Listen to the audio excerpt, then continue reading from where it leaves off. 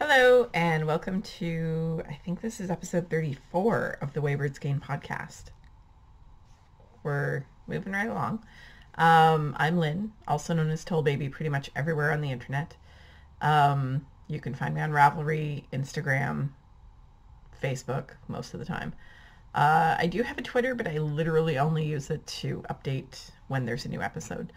And it's automatic from YouTube, so I don't even touch it. So today is Sunday, February 17th, and in 3 days I'm going to have a 20-year-old. And I'm not ready for that. I mean, I know my kids are older and, they're almost adult. Well, one of them is an adult, but he's turning 20. How did that happen? Then again, I think back to what my life was like 20 years ago, and it literally was a lifetime ago. My life has changed so much. So anyway, that's what's going on this week. We're having his birthday dinner tonight at my parents' house. We're ordering in Chinese because he doesn't like peopling. And so, yeah, that's what's going on. I'm getting a 20-year-old. Yes, it's your boy. No, I'm not picking you up. Wow, that really blew things out. Apparently, if I move my head out of the window, you guys get a black screen.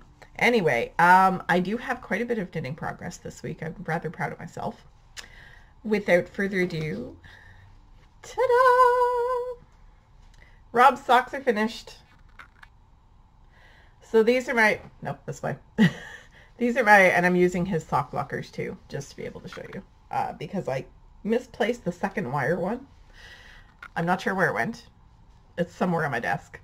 Of course, there's a lot of stuff on my desk right now. I really need to declutter a bit. So these are my standard 3x2 ribbed socks. They're based on Sock Recipe, A Good Plain Sock by Stephanie Pearl McPhee. I do a 3x2 rib for Rob. I'm not going to go through the whole formula for the socks again, because you guys are going to get really tired of hearing it. They are knit out of Gnome Spun Yarns Puka Base in the Brave colorway. These sock blockers were an experiment. As you can see, they're really floppy. We don't sell these in the store because they're too floppy. It's really hard to get socks on these without breaking them. I had a heck of a time trying to get them on there this morning. And they're done on a 2.5 millimeter, which is the US 1.5. So, that's my finished object. I'm super happy they're done. They were done in time for Valentine's Day. I've been watching this stupid preview on Netflix where she goes, "Happy Valentine's Day," and he goes, "Did you say Valentine's?" And she's like, "Yeah, it's the time of the Valents." I don't even remember what show it is, but not one I watch. It's an animated, not for kids show. And I don't watch it, but yeah, now I'm stuck saying Valentine's every time I say it. Valentine's Day, which we don't even celebrate really, but, and poor Rob. Poor Rob. You guys are going to laugh. So Rob ordered flowers to be delivered to me at work on Tuesday. Not on Wednesday, on Tuesday. They were not delivered to me on Tuesday. They were not delivered to me on Wednesday. I had Thursday off. Now, the big snowstorm that we had was during the night, Tuesday night. So Wednesday, nothing was being delivered anywhere. Not even mail. It just wasn't possible. There was too much snow on the ground.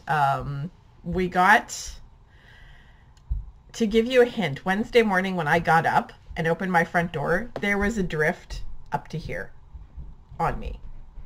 And I was standing in the house. So I was actually 6 inches up off the ground outside. So yeah, there was like almost 5 feet of snow drifted in front of my front door. And I was like, no. I could see the street and the plow hadn't even been by yet. And it was, I wake up around 6 on weekdays, and between 6 and 9, I hadn't heard a single vehicle go by outside. I live on a fairly busy intersection where there are 9 different bus routes that go in all different directions. Only 2 of them are ones I can take to work. But so several buses go by my house every day. And between 6 a.m. and 9 a.m., I hadn't heard a single one. I hadn't heard any cars. I hadn't heard any snowplows. I hadn't heard anything.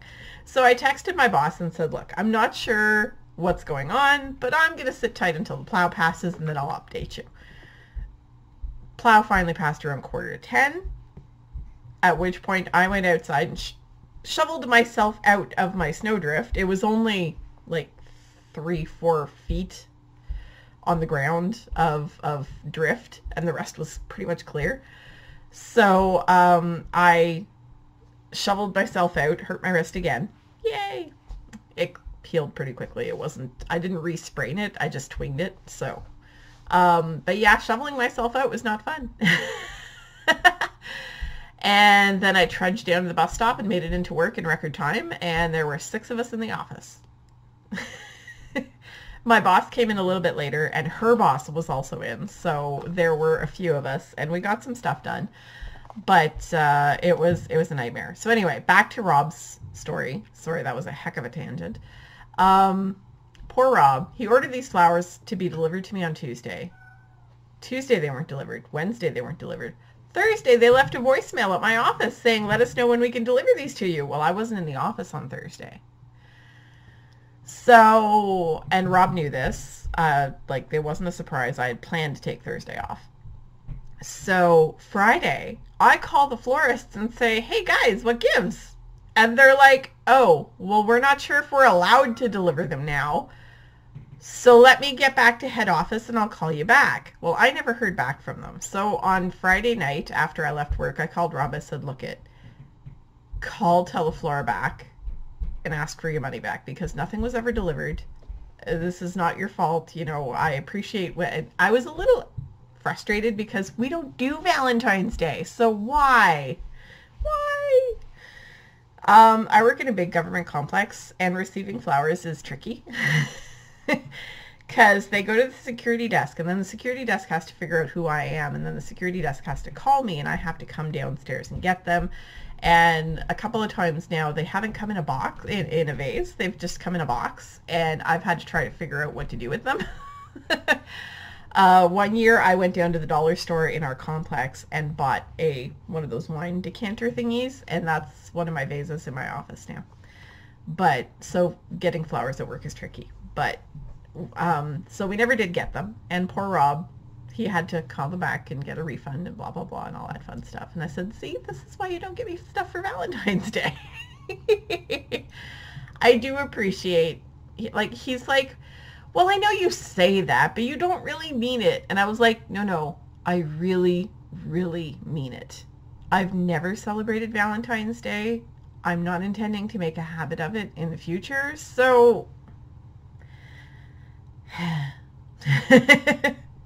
so poor Rob, he tried to send me flowers on a few days before Valentine's Day, and it completely backfired. So only partially due to the snowstorm because they were ordered on Tuesday. There was no excuse on Tuesday because the snowstorm didn't start till late afternoon. So that was my finished object, and Rob has his beautiful socks now, and I think this is why he was trying to send me flowers, because I was like rushing to finish his socks, and like he wasn't going to get them for Valentine's Day. But hey, his 2019 socks are done and it's almost February. It's only February, so he might actually get 2 pairs this year. We'll see how that goes.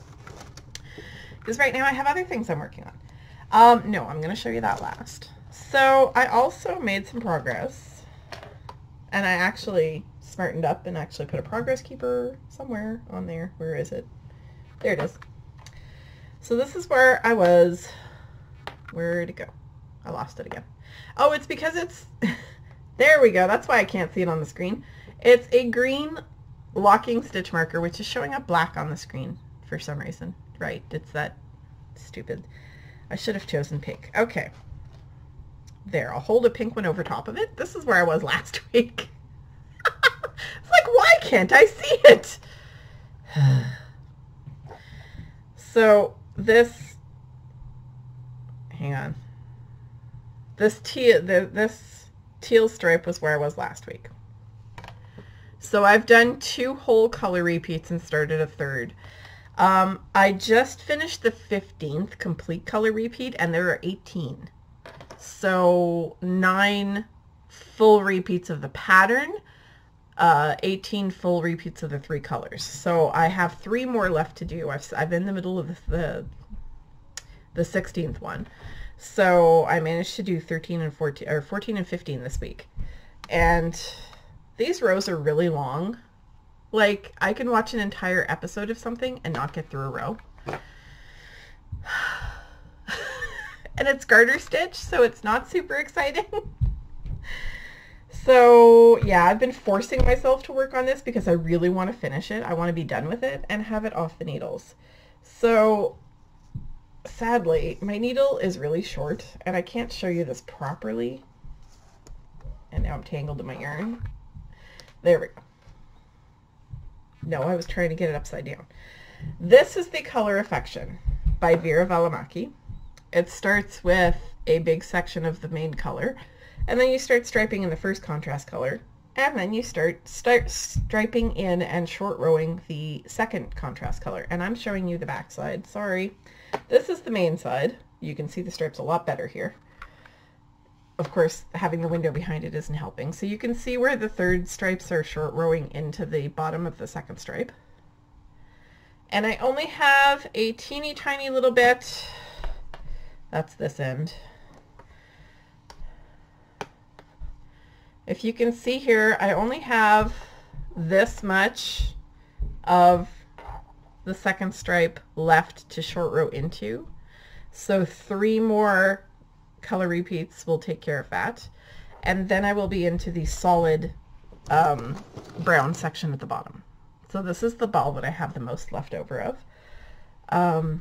These are the yarns. So it's the Color Affection by Vera Valimaki. It is knit out of night owl fibers. Sorry, my hair got wound into that. Basic sock, and sorry, this is the main color. It is Rusty Hook. This is the first contrast color. It's Pumpkin Spice Latte. And this is the second contrast color, which is Leather Boots, which is my favorite. I love it. So I'll put that back in the yarn bowl because that's where it was. And I think I reversed these two. Yes, I did. Sorry, I'm trying to get this done without tangling my balls. Don't you just hate it when your shorts get twisted? So yes, I've made some progress. I will make some more progress this week. Sorry, the little stitch marker is, wow, I had it right there. You can't really see it because it's showing up black for some reason. But yeah, I made a little bit of progress. I got like 1.5 inches done. I'm happy with that because it's really boring knitting at this point. Sorry, every time I move out of the window, like the window back there, it darkens the whole screen. I really need to find a better place to record where you don't have a really bright window behind me. I'm working on it. So I actually cast on something new on Thursday. I wasn't going to, but then I succumbed to temptation. I needed some signs of spring. It snowed a lot this week. And yeah, it's living in my little whoopie pie bag with my little needle keeper from Mandy Pinecone Crafts. I needed some signs of spring this week. So I really wanted to make myself a pair of vanilla latte socks because I have a pair of fingerless mitts that are very similar to the vanilla latte socks, and I don't remember the name of the mitten pattern, but it's in my projects. I had done them out of Estelle Cadenza, which is a half merino, half silk, and they're fabulous. I love them. I wear them all the time. They're great driving mitts because they're fingerless mitts, so I can still use my fingers and stuff. I don't know why I just did that, but there we are. So I went into my drawers and I found this. Oh, and that's not going to show up right either because it's, what the heck is wrong with this thing? Let me see if I can change it on the fly. Everything else is going to look wrong now, but you can see the yarn. See those gorgeous greens and yellow? And now the grays aren't showing up right because I have a blue chroma key on. Ah! It's one of the frustrating things about this. So take a look at the greens and then we're going to switch it back. And now you can see the grays properly. I gotta figure this out. I gotta figure this out. This is driving me up a tree. So this lovely thing is Juliana's Fiber Lucid Dream sock in the Raver colorway. It was a club colorway in her Grays and Brights club. So there were two different shades of gray. One is a bluish gray and the other one is more of a brownish taupey gray. And then you've got the bright green and the bright yellow. So this one I really like because it makes me think of highlighters. And so I started my vanilla latte socks on Thursday while I was out at my daughter's appointments running around. And of course you're not going to be able to see the green. Give me a sec. There. So I made it partway through the heel flap because I like shorty socks. So these are actually a little bit longer than I normally knit them, but I really wanted to get the whole green stripe in before I started the heel flap. So the heel flap has one row of green in it, and so I'm really liking these, and I'm going to be able to make them matchy-matchy because I started right at where the yellow turns to gray. So I'm loving these socks. They're super easy to knit. Vanilla latte socks are a free pattern on Ravelry, and I'm a dum-dum because I didn't even get the designer's name. I didn't write any show notes before I started. I do apologize. Let's see. Ravelry. I wrote down all the podcasts that aired this week, but I didn't. Wow, and you totally lose my shirt when I do the great blue chroma key. So I actually get a lot of comments about this shirt, and people are always asking me where I got it. It says Unity, and it's a fist with a yarn ball in it. Sorry, I'm just leaning back so you can see the writing across my boobs. It is a shirt from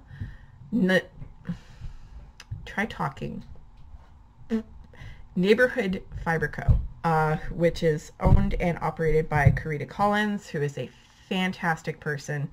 There's been a lot of buzz in the community lately about inclusion, pardon me, in fiber arts. Karita is a very, very smart lady. Neighborhood Fiber Co. is Black owned and Black operated, and she puts out a fantastic product, and she's also a really smart lady. She was, I don't know if she was interviewed or if she just wrote a post about everything that's been going on in the community of late. Sorry, excuse me a second.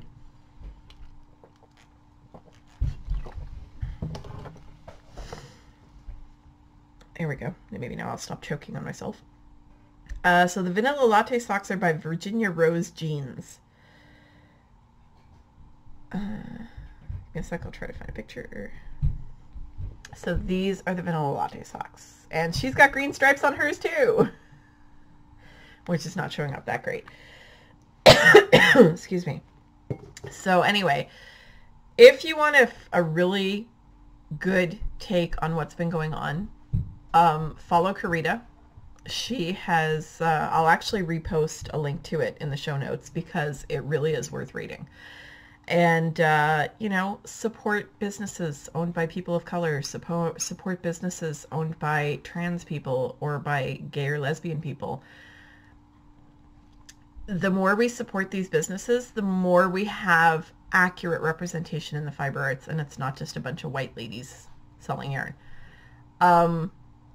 There's nothing wrong with being a white person. Absolutely nothing wrong.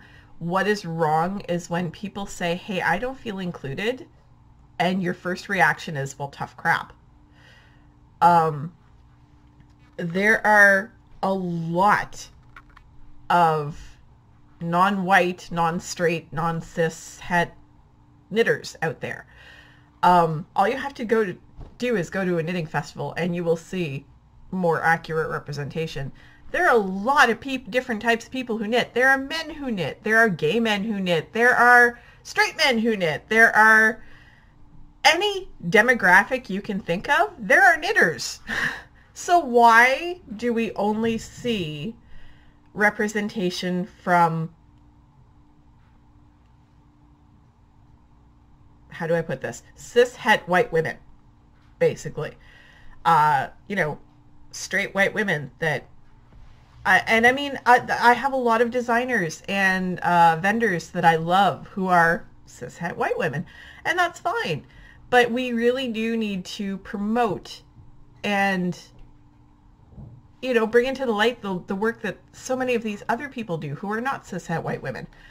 One of my favorite dyers is a gay man. I love going to his booth at Rhinebeck every year. His color sense is absolutely spot on. I have some of his fiber. I have some of his yarn. I just knit socks out of some of his yarn. One of my favorite designers is a gay man.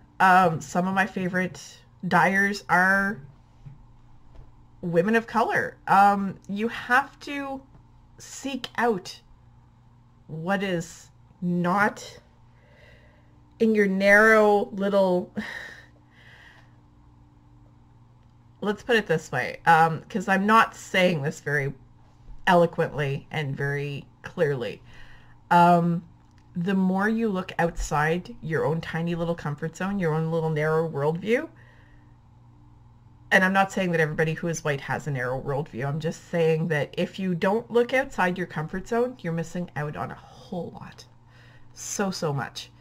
And it's an amazing world out there, and there are a lot of people doing amazing things, and I want to know about those people doing amazing things, and I want to participate in those amazing things, and I want to, you know, I want to experience more than what I am.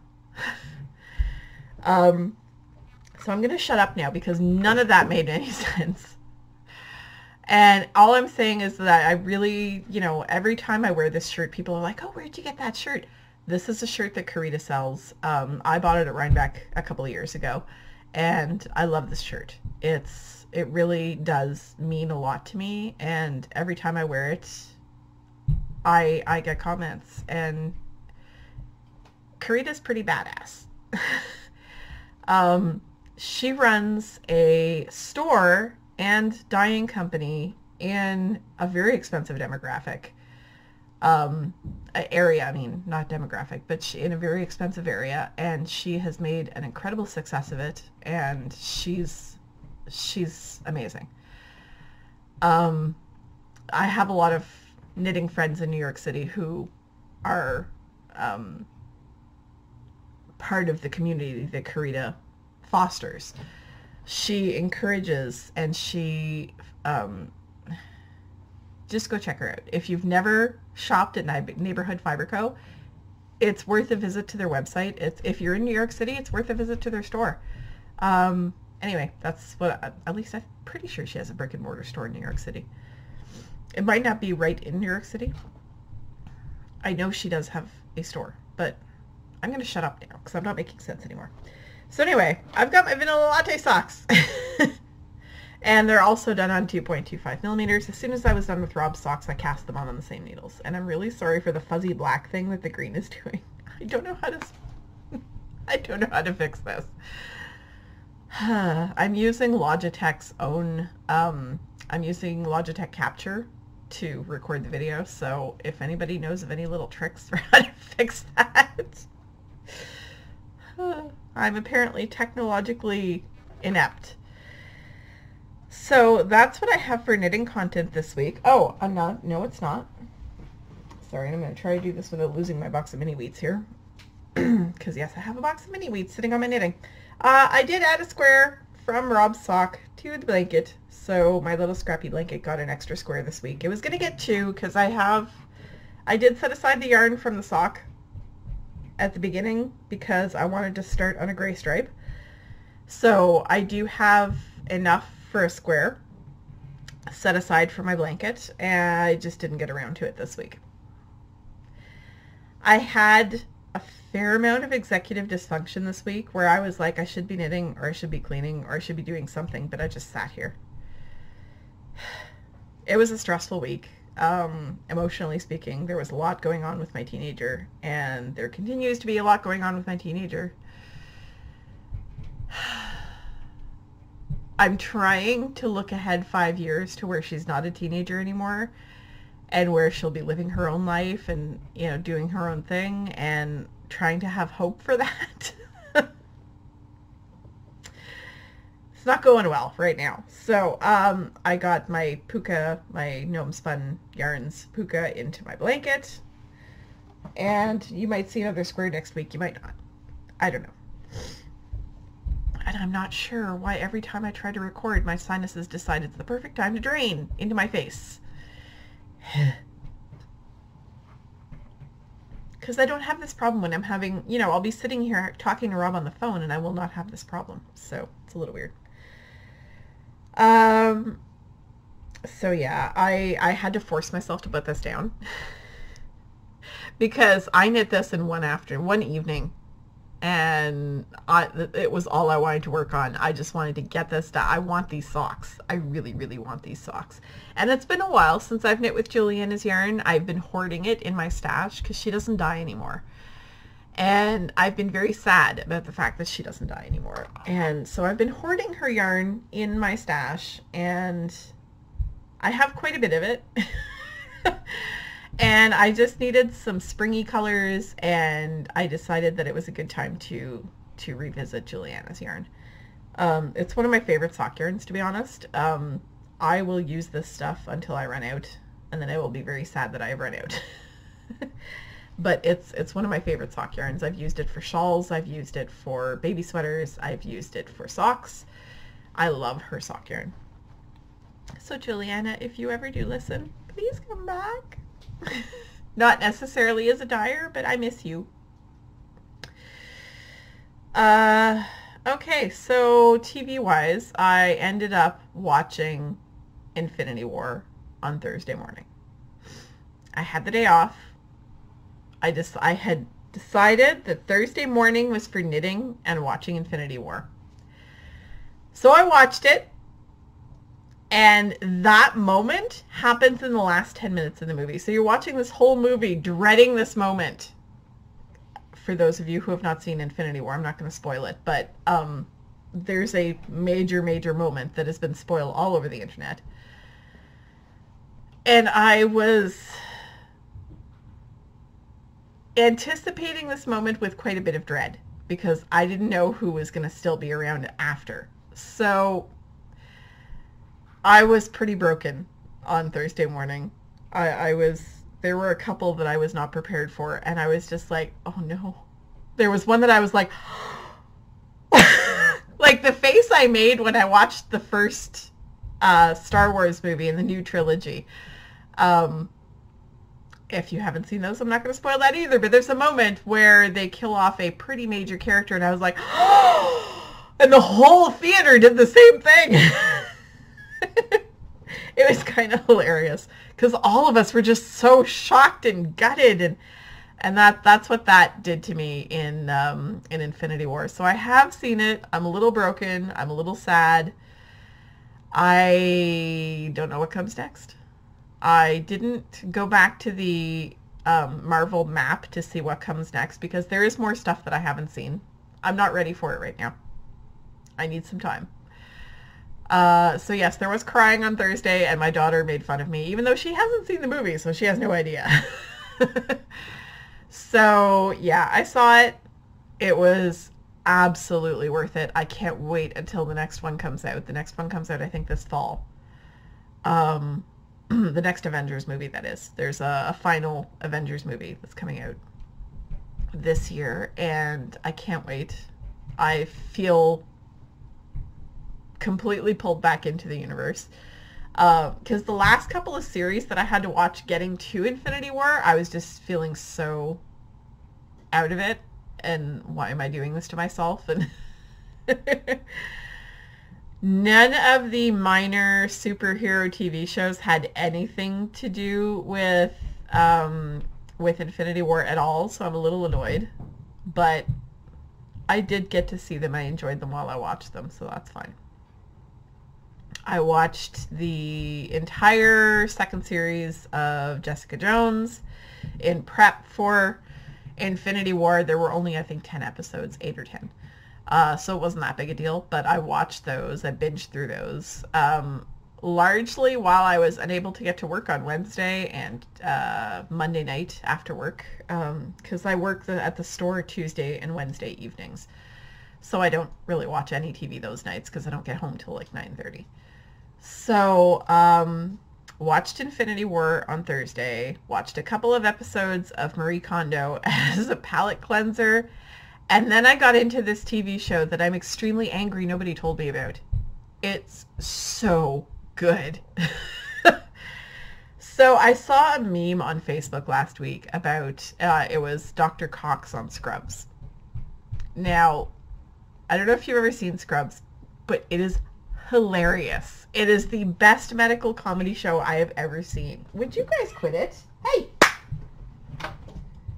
Sorry. George decided she wanted Lynx's spot on the couch, and she has a tendency to just go up and attack her. And of course, when I yell at them or whatever, Lynx is the one that scurries off. So George just got pretty much exactly what she wanted. She's a terrible cat. You better freaking sit down now. Thank you. My cat's a jerk. And my other cat is pretty passive, and George is fairly domineering. So anyway, I started watching Scrubs. I'm only 2 episodes in, and I'm in love. I love this show so much. I never realized how awesome Zach Braff was. I didn't really know who Zach Braff was when I started watching it. Sarah Chalk's character is hilarious. She's so bad. And I don't know the name of the actor who plays Dr. Cox, but I love him so much. He's awesome. He's the best. Every line he utters is fantastic. If you've never seen Scrubs, I highly recommend checking it out. But be prepared because it is 9 seasons long. They're only half-hour episodes, so it's a little bit better than if it was like a 45-minute show. You only get 23, 24 minutes of each episode, so your mileage may vary, but I expect to get through it fairly quickly. Because I'm living alone at this point, and I have nobody to interact with when I get home other than the 2 jerks back there. So I've been watching a lot more TV the last couple of weeks because I am on my own, and that's pretty much all I've been doing. It's also my stress release, so there we go. The wonderful world of podcasting has had a lot going on. In the last week, since I talked to you last, the Cat Lady has put out episode 91 of her podcast. Little Big Knits has put out episode 24, which is a Vogue Knitting Live recap, as well as a few other things. Steeped in Books has put out 3 videos this week. She's got her March 2019 anticipated reads list. Also her Nosy Librarian tag video, which I thought was hilarious. I really liked it. Not hilarious, but I enjoyed it. She's also put out her weekly reading vlog for this week. The Knit Girls have released episode 427. Sorry, I'm reaching behind me because my hair is sort of falling. I never leave my hair loose because I actually do lose a fair amount of hair, and I can actually feel it falling on my arms and stuff, and it's driving me a little bit batty. So the Knit Girls, episode 427. Fiberific has a video this week on spindle spinning. Knitting Expat also has a spinning video this week, and Must Love Yarns has put out episode 122. So it was very nice to see all your faces on YouTube this week. And I think I mentioned Night Owl Fibers last week. She had put out episode 22. Yeah, I'm pretty sure I did. But this is a podcast that sort of flew under the radar for me for a little while. I didn't know that Rachel had a podcast for the longest time. And now that I've started watching it, I'm kind of obsessed because it's like spending time. Yes, I did talk about it last week. So I said it was like having it at night with Brenda and Rachel. And it really is. I'm starting to see the appeal of watching a lot of podcasts. Sadly, I'm still too far on the TV track right now to really spend a whole lot of time watching podcasts, but I am definitely upping my podcast game and watching a lot more podcasts than I used to. So that's what's been going on. I hope I didn't put too many people off with my weird rambling this week. I am, as you guys probably already know, a very political person. I never wanted to be a political person, but it's become more and more a political position to believe that everybody is deserving of respect and safety and basic rights like clean water and food and shelter. And apparently this has become a radical thing to believe this. So I'm a radical person because I do believe this. And I believe that we all deserve to strive for the same happiness. We all deserve to be able to do that. And society doesn't seem to agree lately. There are a number of First Nations communities in Canada that do not have appropriate shelter, that do not have access to clean water, that don't have access to affordable food. Not just Native communities, but it's it's very frustrating to me because we live in a world of abundance. Why are some people starving? Why are some people sleeping on the streets? Why are some people not permitted to access that? And it's a very frustrating thing for me because I don't know how to help. I don't know how to make it better. You know, crocheting hats and dropping off supplies at the homeless shelter is great, but it's a very, very, very, very, very tiny drop in the bucket. And I know that it's possible for people to affect change, but I don't know how. So that's something that I plan to be exploring during my studies that I'm doing currently, and it's something that I want to get involved in my community, more involved than I am. My own involvement is very private and very small, and I want to get more involved in things that can have greater impact. So anyway, I'm going to stop babbling now because this is not about knitting. And I'm not sure how long this video is because this thing doesn't have a timer. So I will plug my pie hole and let you guys get on with your week, and I will just urge you all to be kind to one another. Thanks.